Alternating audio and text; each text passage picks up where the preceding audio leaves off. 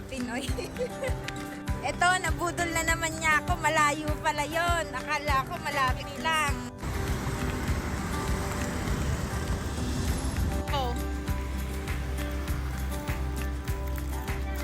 Guys, nakakita ako ng paborito kong pagkain. Ito yung kinikrave ko talaga nung nakaraan pa. Ayan o, yung king crabs.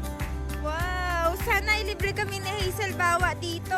Thank you, Hazel Bawa. Madadaanan nga din pala ng Showtime.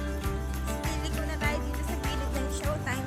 Andito yung bus station pala. O, bus station ba to?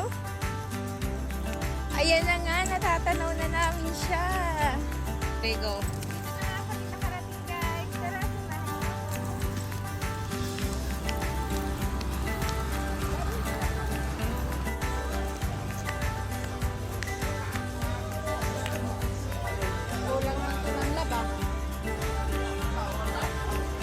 Wow, ito yung mga sapatos. Mga branded talaga siya. Tapos ang mumura pa. Meron din silang mga helmets.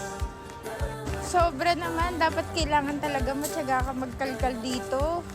Yan, may mga murang cellphone din. Sukat nga din pala ako. Cute niya. Pero masakit sa paa. Hindi ko bibig.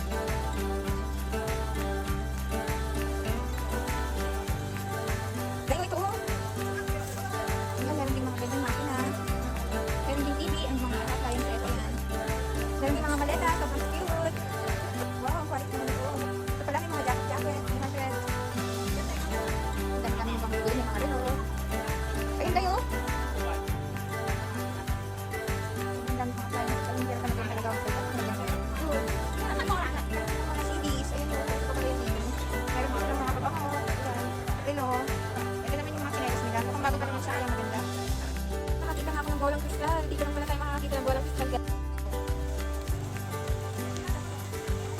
Nakakita ka ako sa unang pera nila yung collection.